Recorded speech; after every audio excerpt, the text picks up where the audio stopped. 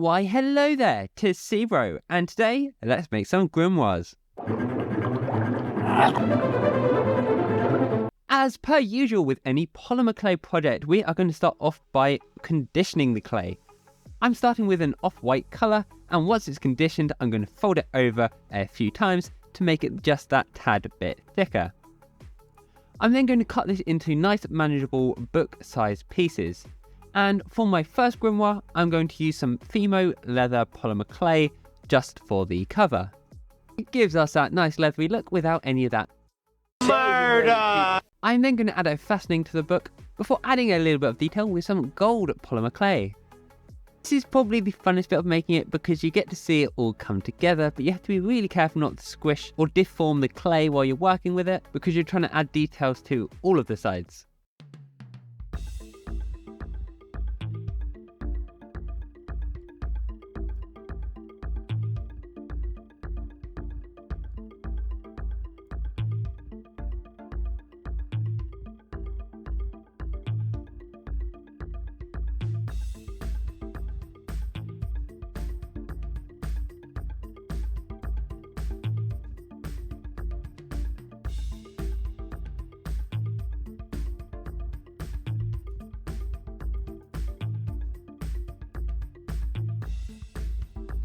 I'm just going to park that one right there and move on to another design.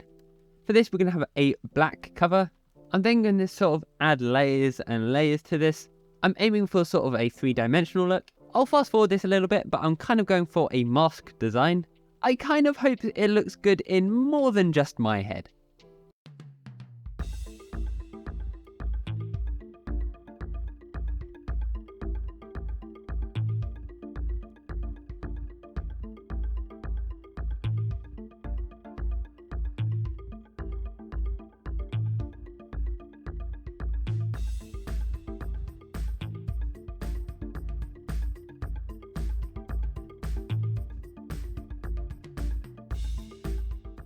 Just adding a few more details, I think this looks kind of cool actually. Excuse my poly painted nails. And let's jump on to yet another design. For this one I am going to be using purple polymer clay.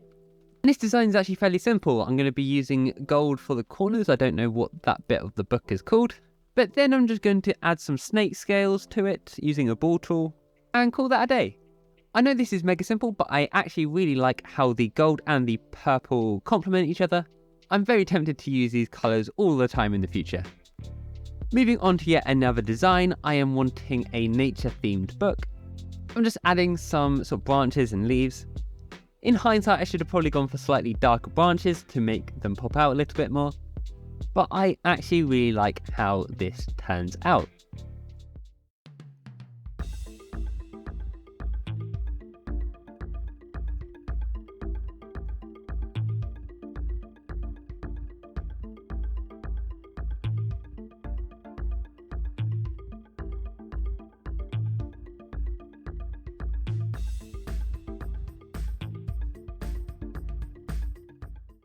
This is going to be the last design, I swear, and it is going to be steampunk inspired. And by that I mean it just has a gear in it.